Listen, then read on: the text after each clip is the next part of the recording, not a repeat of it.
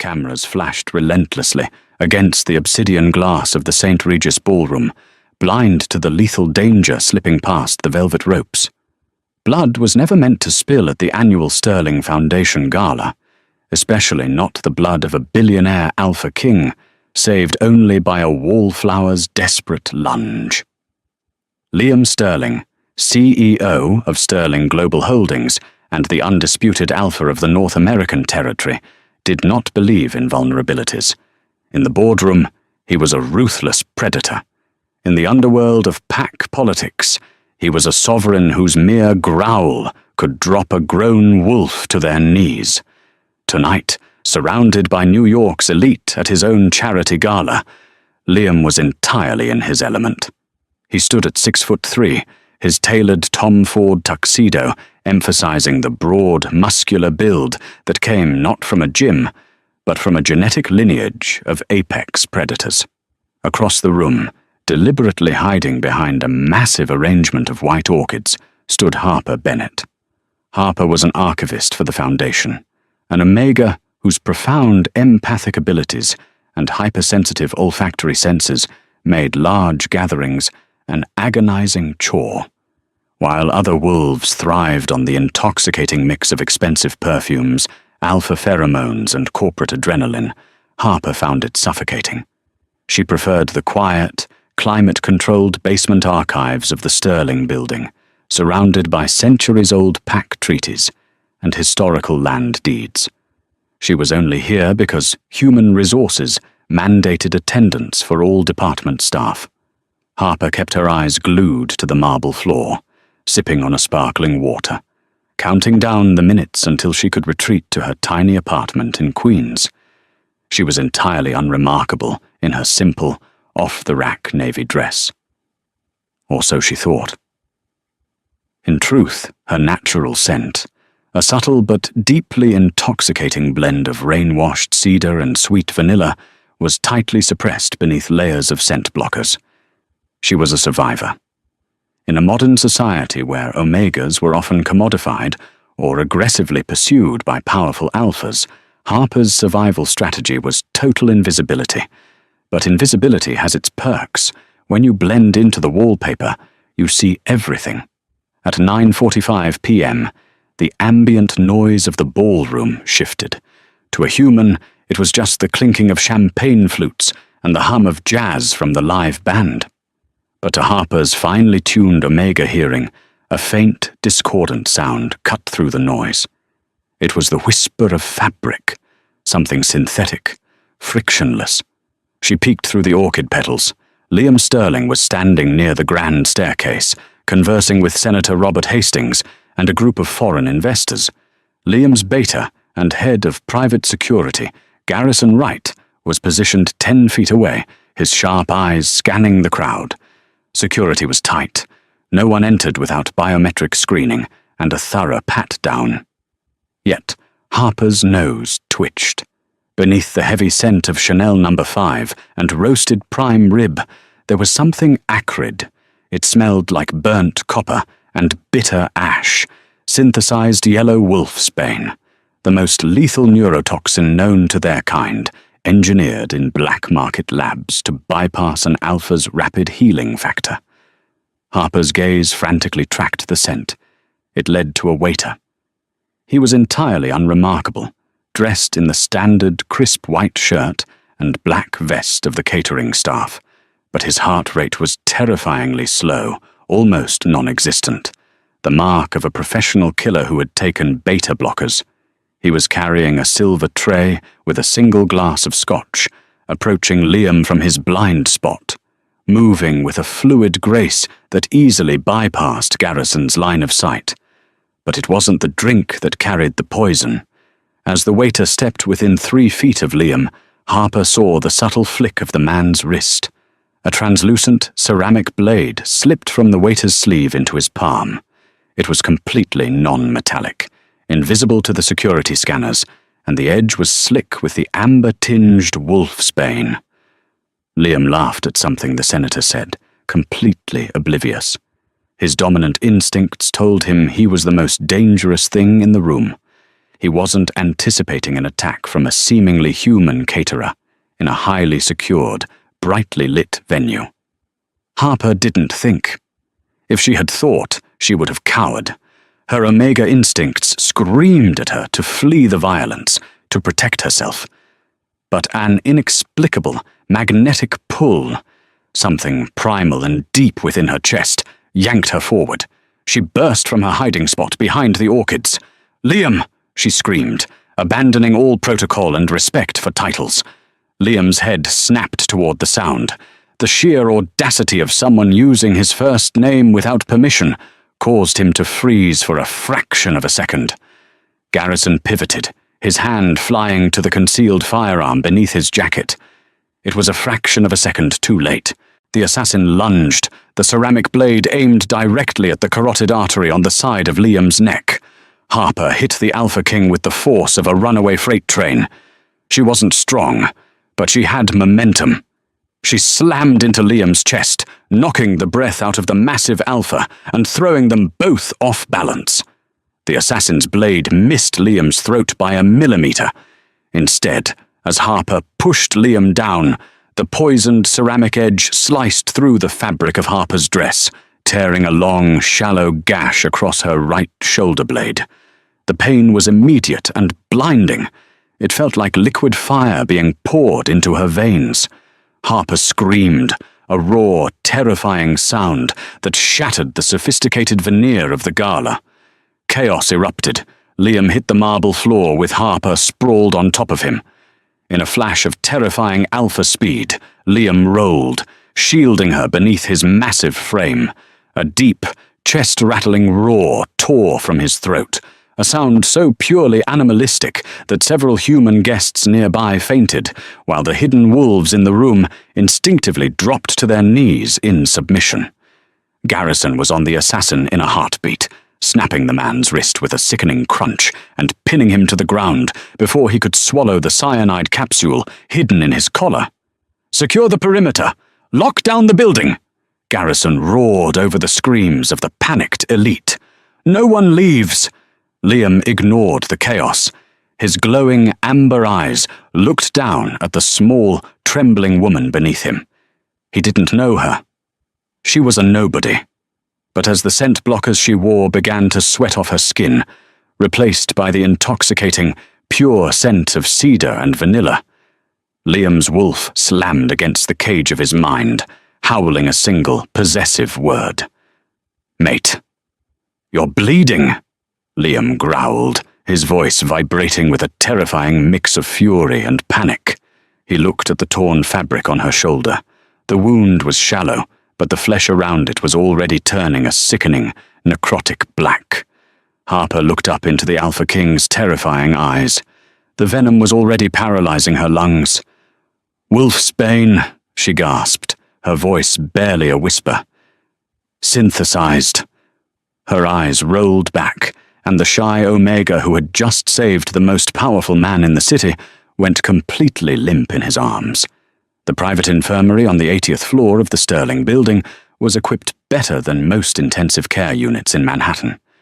Dr. Nathaniel Hayes, the PAC's chief medical officer, and a brilliant hematologist, was frantically shouting orders to his staff. Liam stood outside the heavy glass doors of the trauma bay, his hands covered in Harper's blood. He hadn't washed them. He couldn't. The scent of her blood was driving him to the edge of madness. His usually immaculate tuxedo jacket was discarded somewhere in the hallway, his bow tie undone, and his white shirt stained crimson. "Talk to me, Garrison," Liam ordered, his voice dangerously quiet. When Liam yelled, it was bad. When he was quiet, empires crumbled. Garrison stepped up beside his Alpha, holding a tablet. The assassin's name is, or was, Thomas Vane, ex-military, dishonorably discharged, transitioned into private contracting for a shell company based out of the Caymans. He wasn't a wolf, Liam. He was human. That's why his scent didn't register as a threat to any of us. He masked his heart rate with beta blockers and used a synthetic wolfsbane derivative that completely bypassed our chemical sniffers. Liam's jaw clenched so hard his teeth groaned. A human hitman. Hired by who? We're tracing the shell company now, Garrison said, his expression grim. But Liam, the clearance codes used to get Vane onto the catering staff, they came from inside the board, specifically from the office of Arthur Pendleton. Liam's amber eyes flashed. Arthur Pendleton? A high-ranking alpha in his own right, the CEO of Pendleton Pharmaceuticals and one of Liam's most trusted board members. Pendleton had been pushing for Sterling Holdings to aggressively expand into synthetic scent blockers, a move Liam had vetoed because the chemicals were damaging to Omega biology. Pendleton thinks he can stage a coup, Liam murmured, the pieces falling into place. He takes me out, uses the chaos to absorb my assets, and pushes his toxic drugs onto the market. I have men watching his estate in the Hamptons right now, Garrison confirmed. Give the word, and he doesn't see tomorrow. No, Liam commanded. We need proof that holds up to the High Council. We don't just kill him, we dismantle his entire legacy. Liam turned his attention back to the glass doors. Inside, Dr. Hayes was injecting a murky blue substance directly into Harper's chest. Who is she, Garrison? Garrison tapped his tablet, pulling up an employee file. Harper Bennett, age 24. She's an archivist in the basement levels of the Foundation. Degree in historical linguistics. Orphaned at 12, grew up in the foster system before dropping off the grid for a few years. She's an Omega, Liam. A completely unregistered one. Liam touched the glass, his fingers trembling slightly, a physical impossibility for an Alpha King that he could not control. She knew about the Wolfsbane. She saw the assassin when my entire elite security detail failed. She threw herself in front of a blade meant for me. Why would she do that? Garrison asked, genuinely baffled. Omegas are biologically wired for self-preservation. Throwing herself at an armed assassin goes against every instinct she has. Not every instinct, Liam said softly. The realization was a heavy, profound weight settling into his bones. The scent of vanilla and cedar was permanently etched into his olfactory memory. She's my mate, Garrison. Garrison inhaled sharply, stepping back in shock. The Alpha King had been mateless for 32 years. The entire political structure of the North American Pax rested on who Liam would eventually choose to stand beside him. Wars had been fought over less, and fate had tethered the most feared Alpha on the continent to a shy, unregistered basement archivist. The glass doors slid open, and Dr. Hayes stepped out, pulling off his bloody surgical mask. He looked exhausted. Nathaniel. Tell me she lives, Liam growled, stepping into the doctor's personal space. She's stabilized, Dr. Hayes said quickly, holding his hands up placatingly. The synthetic wolfsbane was incredibly aggressive. If she had been a normal human, or even a weaker wolf, she would have been dead before you hit the floor. But her Omega biology... It's fascinating, Liam. Her system aggressively flooded with endorphins and adrenaline, slowing her heart rate just enough to keep the poison from reaching her brain instantly. We administered the universal antivenom, and her body is fighting it. Can I see her? She's unconscious, and she needs rest, Dr. Hayes warned. When she wakes up, she is going to be incredibly disoriented and likely terrified. You need to keep your alpha aura suppressed, Liam. If you overwhelm her senses now, it could trigger a fatal panic attack. Liam nodded once, slipping past the doctor into the dimly lit room. Harper looked impossibly small in the center of the massive hospital bed. She was connected to half a dozen monitors, the rhythmic beeping of the machines the only sound in the room. Her pale skin was stark against the dark bruises forming on her collarbone from where she had hit the marble floor. Her right shoulder was heavily bandaged. Liam pulled up a chair beside the bed and sat down. For the first time in his life, the ruthless CEO, the Alpha King, who held the fate of thousands in his hands, felt entirely helpless. He reached out, his large, calloused hand gently wrapping around her small, cold fingers. He was careful to retract his claws, careful to smooth out the jagged, dominant edges of his pheromones, projecting only a warm, protective scent of sandalwood and deep forest. "I don't know why you saved me, Harper Bennett," Liam whispered into the quiet room. "But I swear on my life, my pack, and my empire, Arthur Pendleton will bleed for every drop you shed tonight, and you will never have to hide in the shadows again." Harper stirred slightly, her brow furrowing in her sleep. Subconsciously reacting to his scent, she turned her head toward him, her breathing evening out as his protective aura blanketed her. Downstairs, the corporate empire was in chaos. In the Hamptons, a traitor was plotting his next move. The media was already spinning wild stories of a thwarted terror attack at the gala. But inside the trauma bay, the world stopped spinning. Liam had found his queen, and the Alpha King was preparing to tear the city apart to crown her. 36 hours later, Harper Bennett woke to the sterile scent of medical-grade antiseptic and the quiet, rhythmic hum of a highly advanced HVAC system. Her right arm felt as though it was encased in a block of concrete, throbbing with a dull, persistent ache that radiated down to her fingertips. She blinked against the harsh, recessed lighting, her vision swimming before snapping into focus. She wasn't in her cramped queen's apartment. The room was expansive, lined with floor-to-ceiling windows overlooking the jagged skyline of Manhattan. Sitting in a leather armchair beside her bed, illuminated only by the glow of a laptop screen, was Liam Sterling. He had discarded the ruined tuxedo, now wearing a crisp, dark slate dress shirt with the sleeves rolled up to his elbows, revealing forearms corded with muscle and dusted with dark hair. He was typing methodically, his face a mask of terrifying, cold concentration. Harper's breath hitched. The heart monitor beside her bed immediately spiked, the rhythmic beep accelerating into a frantic staccato. Liam's hands froze over the keyboard. In a blur of motion too fast for a human eye to track, he closed the laptop and was at her bedside. Harper flinched instinctively, bracing for the overwhelming, suffocating aura that powerful alphas usually weaponize to demand submission.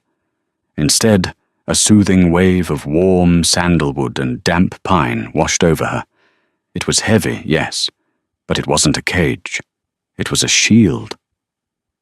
Liam deliberately suppressed his dominant instincts, pulling his terrifying presence back until he was nothing more than a quiet, steady anchor in the room.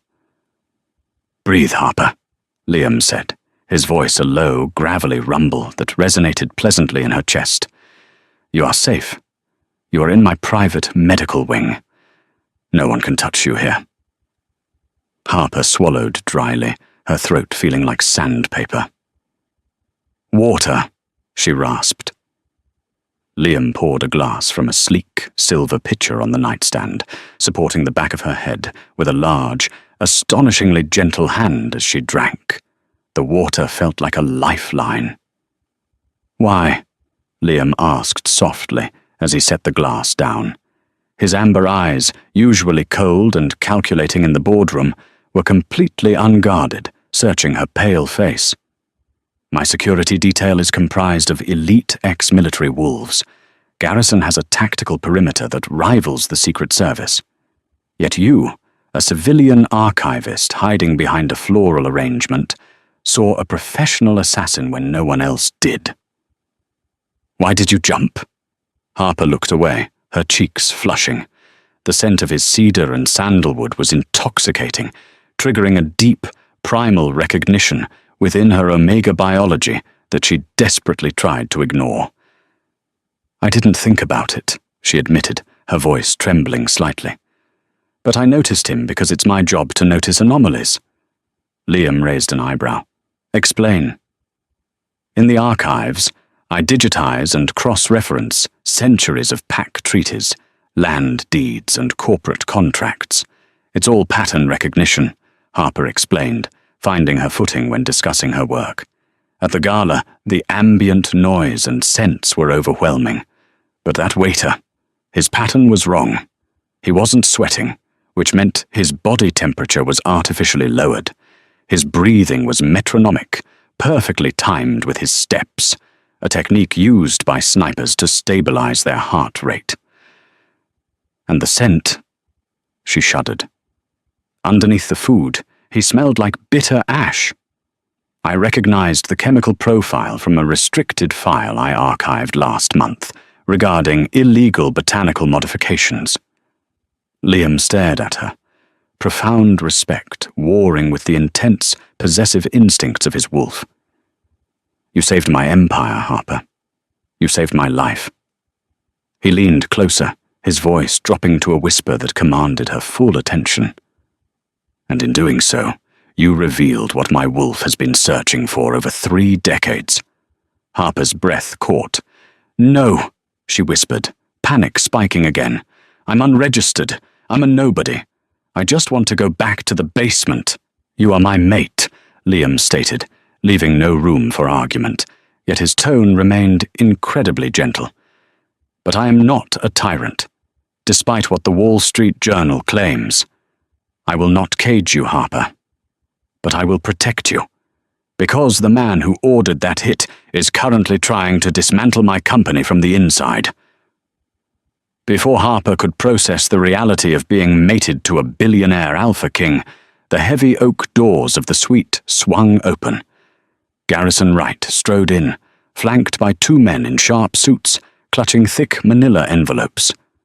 Liam, Garrison said, nodding respectfully to Harper, before turning his grim attention to his alpha. We have a massive problem, and a twist we didn't see coming. Liam straightened up, his demeanor instantly shifting from tender mate to the ruthless CEO of Sterling Global Holdings. Report. We brought in the forensic accounting team from Deloitte, operating under strict non-disclosure agreements, Garrison said, gesturing to the men. They traced the wire transfers used to hire Thomas Vane. The money bounced through a shell company in the Caymans called Apex Solutions. Arthur Pendleton is definitely the primary shareholder. So we have him, Liam growled. We have him on financial fraud and conspiracy, Garrison corrected. But Pendleton is cunning. He legally insulated himself. The actual operational director of Apex Solutions, the man who signed off on the black market purchase of the synthetic wolfsbane, isn't Pendleton. Garrison tossed a heavily redacted document onto the bed. It's Richard Sterling, your cousin. Liam's eyes flashed a terrifying, glowing amber. The room's temperature seemed to drop 10 degrees. Richard, the vice president of acquisitions, had always been resentful of Liam's dominance, but Liam never thought his own blood would align with a rival alpha to orchestrate an assassination. Pendleton is calling an emergency board of directors meeting in 2 hours, Garrison continued, his voice tight. He's invoking a vote of no confidence. He's going to use the attack at the gala as proof that your security is compromised, and your leadership is a liability. With Richard backing him, they control 45% of the voting shares. They only need a few undecided board members to oust you and seize control of the PAC's assets. Liam let out a dark, humorless laugh. They want a boardroom war? I'll give them a bloodbath. Wait. Harper suddenly spoke up, her voice surprisingly steady. She ignored the throbbing pain in her shoulder and reached for the document Garrison had thrown on the bed with her good hand. She scanned the corporate registry numbers. What is it, Harper? Liam asked, his aggressive posture softening slightly as he looked at her. Arthur Pendleton owns Pendleton Pharmaceuticals, Harper said, her mind racing, connecting the dots of thousands of documents she had digitized over the years. Garrison, Did the medical report specify the exact molecular compound of the synthetic wolfsbane? Yes, Garrison said, looking confused. Dr. Hayes isolated it. It's a heavily modified aconitine alkaloid, designed to bypass rapid cellular regeneration. Harper looked up, her eyes wide with adrenaline. 3 months ago, I archived a fast-track FDA patent application from Pendleton Pharmaceuticals. It was labeled as a severe allergy suppressant for human military contracts. But the chemical structure, Liam, it was an exact match for the neurotoxin. Pendleton didn't just buy the poison on the black market, he invented it, and he used Sterling Global's research grants to fund the development. Silence descended on the hospital room. Liam stared at the shy, unassuming archivist, realizing she had just handed him the very sword he needed to decapitate his enemies. Garrison? Liam said, a predatory smile slowly spreading across his face. Get Harper a suit. She's coming to the board meeting. The executive boardroom on the 80th floor of the Sterling building was a masterpiece of intimidation. A 40-foot table, carved from a single slab of reclaimed mahogany, dominated the space, surrounded by floor-to-ceiling windows that offered a dizzying, panoramic view of the city. The atmosphere was suffocating. 12 board members, all alphas and high-ranking betas, sat in tense silence. At the far end of the table, looking entirely too comfortable, sat Arthur Pendleton. Beside him, looking pale but resolute, was Richard Sterling. Given the unprecedented breach of security at the Foundation Gala, Pendleton began, his voice slick and authoritative. And the subsequent hospitalization of our CEO, it is imperative that we prioritize the stability of Sterling Global. The market is already reacting to the rumors. We need steady leadership, not a target. Liam has led this pack and this company for a decade with record profits, Arthur, argued one of the older betas, crossing her arms. You can't just usurp him because of a human hitman. A hitman who nearly succeeded, Richard interjected smoothly. Liam's focus is compromised. We all smelled it at the gala. He's distracted by an unregistered Omega. He's putting his personal, base instincts above the safety of the pack. The heavy double doors of the boardroom suddenly slammed open with enough force to crack the drywall. The silence that followed was absolute. Liam Sterling strode into the room, radiating a predatory aura so oppressive that several board members visibly shrank in their high-backed leather chairs. He was the apex predator, and he was furious. But it was the woman walking slightly behind him that drew all the attention. Harper Bennett looked nothing like the terrified archivist from the gala. She wore a perfectly tailored charcoal Tom Ford suit, provided by Liam's personal stylist, which starkly contrasted the crisp white sling holding her right arm.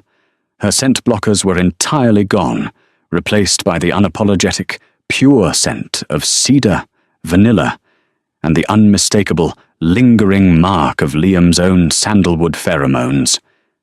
She was claimed. Liam didn't sit. He walked slowly to the head of the table, resting his large hands on the mahogany, his glowing eyes locked dead onto Arthur Pendleton. A vote of no confidence, Liam murmured, the quiet volume of his voice more terrifying than a shout. You move quickly, Arthur, almost as if you knew the position would be vacant. This is business, Liam, Pendleton said, keeping his chin high, though a bead of sweat rolled down his temple. You are compromised, and bringing a basement archivist to a closed board meeting proves my point regarding your judgment. Liam chuckled, a dark, dangerous sound. He stepped aside, gesturing for Harper to approach the table. Gentlemen, allow me to introduce Harper Bennett, head of Pack Intelligence and my lead forensic auditor. Harper stepped forward, her heart hammering against her ribs. She placed a thick, leather-bound folder onto the table and slid it down the polished wood until it stopped directly in front of Arthur Pendleton. Mr. Pendleton, Harper said, her voice clear and remarkably steady. Inside that folder, you will find a cross-referenced audit of Apex Solutions, a Cayman Island shell company. You will also find the forensic accounting trail linking your personal offshore accounts to the hiring of Thomas Vane. Pendleton scoffed, waving a hand dismissively. Fabricated nonsense. Richard, call security and have this Omega removed. Richard reached for the phone on the table, but Liam simply growled, a low, reverberating warning that froze Richard's hand in midair. I wouldn't, Liam advised softly.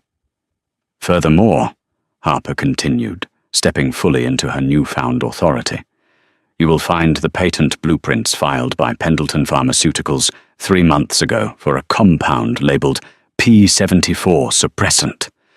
We have the toxicological report from my own blood work, signed by Dr. Nathaniel Hayes. The molecular structure of the weaponized wolfsbane used at the gala is a 1-to-1 match with your patent. Pendleton's face drained of color. He looked down at the folder as if it were a live bomb. You used company funds to engineer a biological weapon designed to kill alphas, Harper stated, looking around the room, meeting the shocked eyes of the board members. Under PAC law, Article 7, Section 4, a treaty I personally restored and digitized last year, the creation of biological weapons against a sitting Alpha King is an act of high treason. The penalty is immediate forfeiture of all assets, shares, and PAC protection. The boardroom erupted. You have no proof I signed off on that, Pendleton shouted over the noise, standing up abruptly. Richard is the operational director of Apex. Richard shot out of his chair, betrayal flashing across his face. You bastard, you promised me immunity. Thank you, Richard, for the verbal confession on record, Liam interrupted smoothly. He tapped a small recording device sitting on the table. Liam stood tall, his alpha aura filling the room, absolute and unyielding. Arthur Pendleton, Richard Sterling, you are stripped of your titles, your shares, and your standing in this PAC. Garrison. The doors opened again, and Garrison Wright entered, followed by 6 heavily armed enforcers from the High Council. Take them to the holding cells, Liam commanded, not even looking at the 2 men, as they were violently subdued and dragged from the room, Pendleton screaming empty threats all the way down the hall. The remaining board members sat in stunned silence. The coup had been dismantled in less than 5 minutes, not by violence, but by a paper trail uncovered by an Omega they had never bothered to notice. Liam turned his attention to the room. Let this serve as a reminder. I see everything that happens in my empire. He reached out, gently taking Harper's uninjured hand, his terrifying aura instantly softening into profound respect. Because I have the best eyes in the world watching my back. Harper looked up at the Alpha King, the fear that had dictated her entire life finally melting away. She had stepped out of the shadows to save him, and in return, he had handed her the power to rule beside him. The assassination attempt at the Sterling Gala became corporate legend, heavily sanitized for the human press as a thwarted corporate espionage plot. In the hidden world of wolves, however, the truth resonated louder. The feared Alpha King had been saved by the invisible archivist. Harper Bennett stepped out of the basement and into the boardroom, proving that true power isn't always found in a roar, but in the quiet, undeniable truth of the shadows.